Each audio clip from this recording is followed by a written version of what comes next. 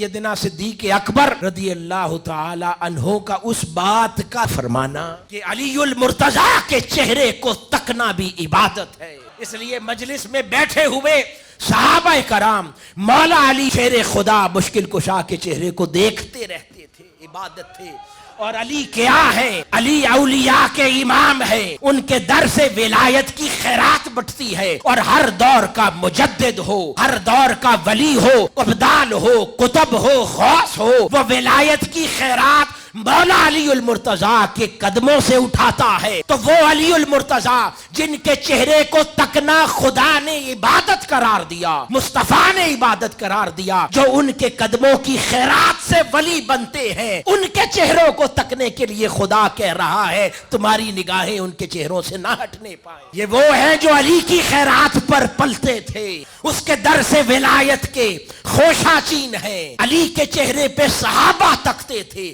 ان اہل اللہ کے چہروں کو تم تکا کرو۔